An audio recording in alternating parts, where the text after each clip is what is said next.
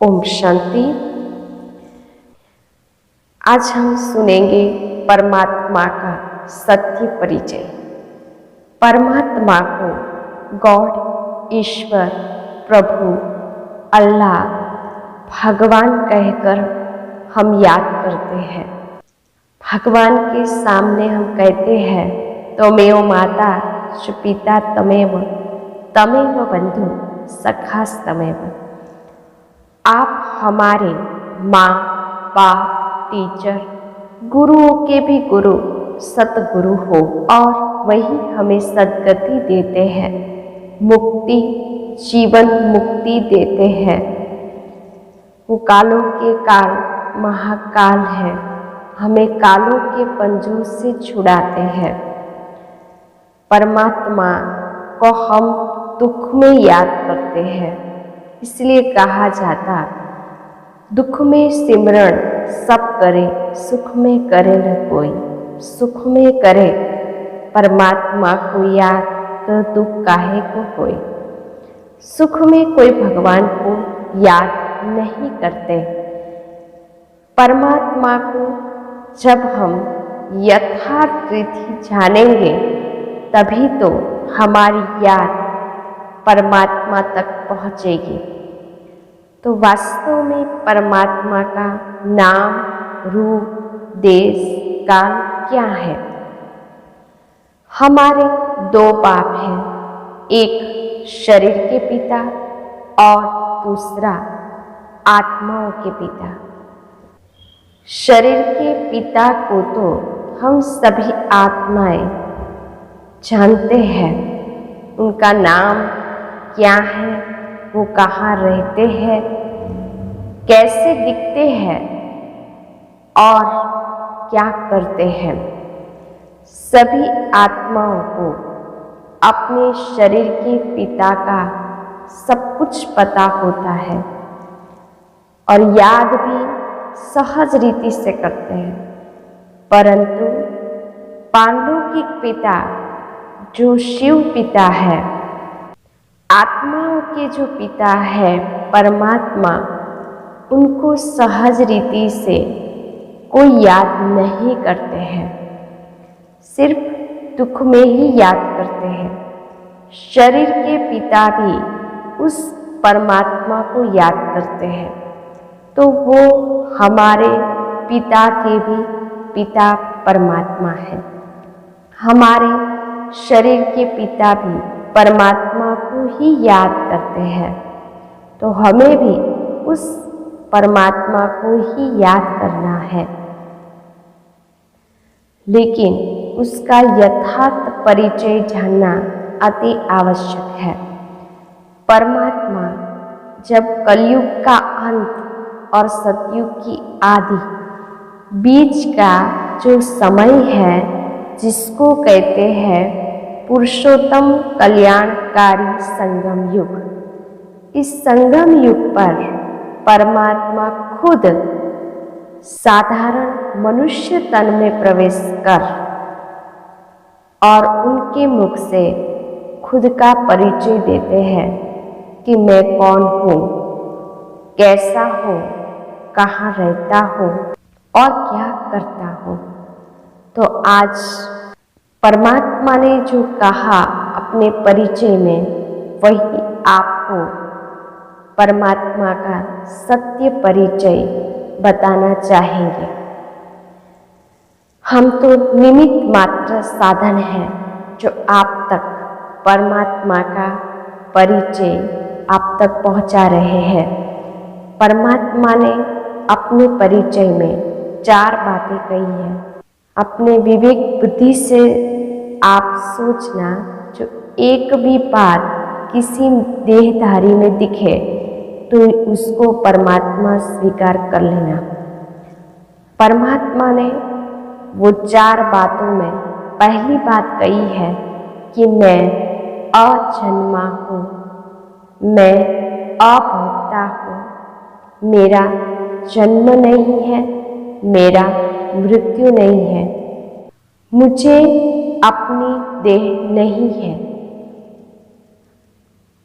मुझे बोलने के लिए आप तक ज्ञान पहुंचाने के लिए दूसरे के शरीर का आधार लेना पड़ता है। जिसको भी देह है, जिसको भी शरीर है, उसको भगवान नहीं कहा जा सकता, क्योंकि जिसको भी शरीर होता है उसकी गुण और शक्तियाँ कम हो जाती है। जिसको भी शरीर होता है वो कर्म बंधन के चक्कर में आता है। परमात्मा को खुद का शरीर ही नहीं है, वो एक ही ऐसी दुनिया में सुप्रीम सोल है जिसको खुद का शरीर नहीं है, वो स्वयं वो है। इसीलिए वही सद्गति दाता है, मुक्ति जीवन मुक्ति दाता है, जो हम सबको मुक्ति जीवन मुक्ति देता है। दूसरी बात, परमात्मा सर्वोच्च है, सुप्रीम है, उनसे ऊंचा कोई नहीं है। इसका मतलब ये है कि परमात्मा कहते हैं कि मेरा कोई माँ बाप टीचर सतगुरु नहीं है, मैं खुद सर्व का माता पिता हूँ। माता पिता बनकर सभी आत्माओं की पालना करता हूँ। परमात्मा कहते हैं मैं खुद सबका टीचर हूँ, मेरा कोई टीचर नहीं है, क्योंकि मैं ज्ञान का सागर हूँ। मुझे किसी से भी ज्ञान सुनने की या शास्त्र पढ़ने की ज़रूरत नहीं है, क्योंकि वो खुद ज्ञान का सागर है। परमात्मा कहते हैं मैं सतगुरु हूँ। सतगुरु उसको कहा जाता है जो सर्व की सद्गति करता है, जो साथ में ले जाता है, जो मुक्ति जीवन मुक्ति देता है।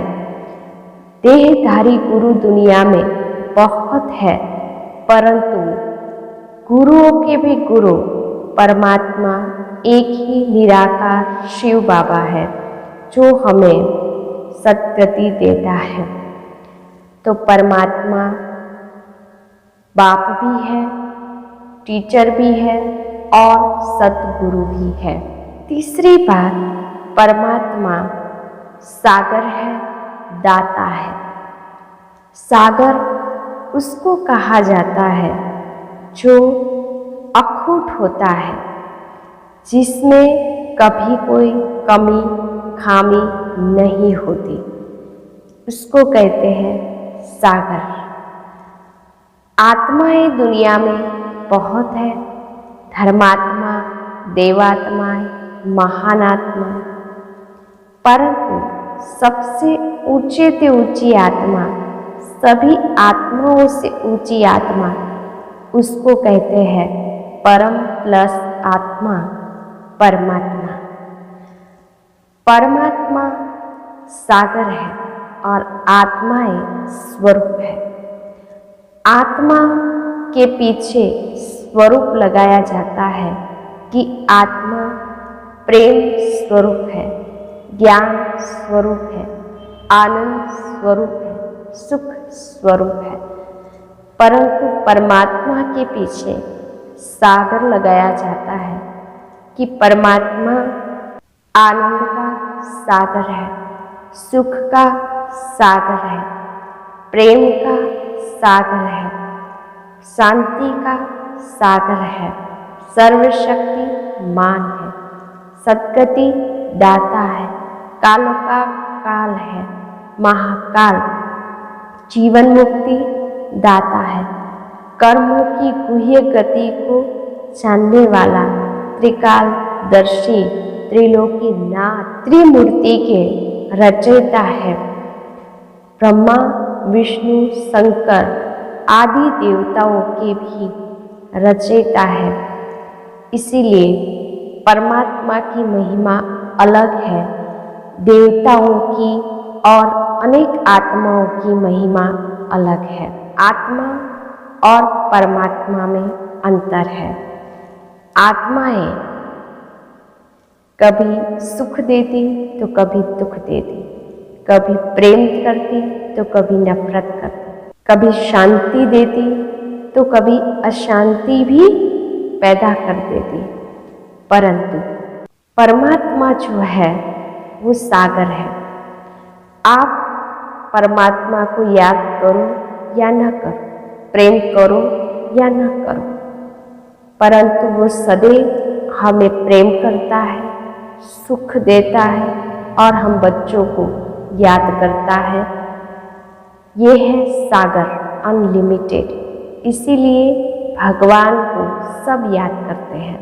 परमात्मा दाता है, वो देता ही रहता है प्यार, सुख, आनंद। देने के बावजूद भी वो कभी लेने की इच्छा नहीं रखता, निष्काम। इसीलिए कहा परमात्मा को दाता।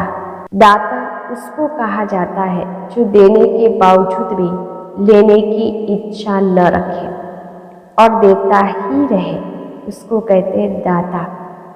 चौथी बात परमात्मा ने अपने बारे में कही कि मैं सर्व धर्म मान्य हूँ। सर्व धर्म मान्य कैसे है कि सर्व धर्म की आत्माओं ने जिस ज्योति बिंदु स्वरूप को स्वीकार किया वो ही है सर्व आत्माओं के परमात्मा। हिंदू धर्म में भी चारों दिशाओं में उत्तर, दक्षिण, पूर्व, पश्चिम चारों दिशाओं में एक निराकार की ही पूजा होती है। रामेश्वर में श्री राम ने भी शिव जी की पूजा की और शक्तियाँ ली। राम के भी ईश्वर, इसीलिए कहा रामेश्वर। गोपेश्वर में श्री कृष्ण ने भी शिव जी की पूजा की और शक्तियाँ प्राप्त की। कैलाश पर्वत पर शंकर जी भी ध्यान अवस्था में बैठे हुए दिखाए, तो वो भी शिव परमात्मा की याद से शक्तियाँ प्राप्त कर रहे हैं। कि सतियों ने, सभी शक्तियों ने, देवियों ने एक परमपिता परमात्मा शिव की आराधना और याद से ही शक्तियाँ प्राप्त की है। अमरनाथ जाओ तो अमरपुरी में ले जाने वाला शिव परमात्मा है जो हमें अमरलोक में ले जाता है, इसीलिए कहा अमरनाथ। सारे विश्व का मालिक बनाने वाला परमात्मा शिव है, इसीलिए कहा विश्वनाथ। पशुपतिनाथ, पशु प्राणी सभी आत्माओं का उद्धार करने वाला, इसीलिए कहा पशुपतिनाथ। भारत से बाहर इस्लाम धर्म में मूर्ति की पूजा नहीं होती है।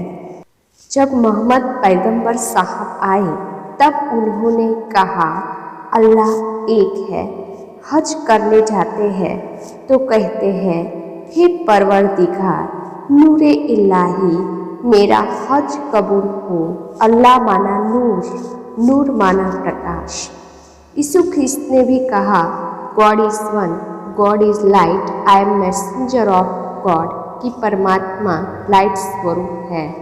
वैसे ही गुरु नानक ने भी परमात्मा की महिमा में कहा एको ओंकार, सतनाम, कर्ता पुरुष, निर्भय, निर्वैर, अकाल मूर्त, अजूनी, माना परमात्मा निराकार है। महावीर स्वामी और गौतम बुद्ध ने भी ज्योति बिंदु स्वरूप का साक्षात्कार किया और उनको ही याद करते थे। जापान में 3 फुट की ऊंचाई पर एक थाली में लाल कलर का पत्थर है जिसको करनी का पवित्र पत्थर कहते हैं, चिंकुन सेकी कहते हैं। चिंकुन सेकी का मतलब है जो शांति का दाता है, जिसका ध्यान करने से शांति मिलती है। पारसी लोग भी जब ईरान से भारत आए तो जलती हुई ज्योत को साथ लेकर आए थे। उसकी अग्यारी को फायर टेम्पल कहते हैं। वैसे ही शिरडी वाले साईं बाबा ने कहा, सबका मालिक एक है, उस एक परमात्मा को याद करो। तो सभी धर्म वालों ने, सभी देवात्माओं ने, महान आत्माओं ने भी एक की तरफ ही इशारा किया है कि परमात्मा एक है और वो लाइट स्वरूप है। तो परमात्मा के लिए कहते हैं, ऊंचा तेरा नाम, ऊंचा तेरा धाम, ऊंचा तेरा काम। परमात्मा का नाम भी ऊंचा है, सदा शिव धाम भी ऊंचा है, परम धाम। और परमात्मा इस धरा पर आकर क्या कार्य करते हैं? परमात्मा का कर्तव्य है अधर्म का नाश और सत्य धर्म की स्थापना करना, मानव को देवात्मा बनाना। परमात्मा कहते हैं, स्वयं को आत्मा समझकर मुझ परमात्मा को याद करने से ही हमारे पाप भस्म होते हैं और हम 21 जन्म सतयुग में सुख शांति का राज्य प्राप्त करते हैं। और हम निरंतर परमात्मा को याद करेंगे, तभी हमारी अंतमति सुगति होगी। परमात्मा की याद ही एक उपाय है। परमात्मा की याद से ही सद्गति होती है। ओम नमः शिवाय।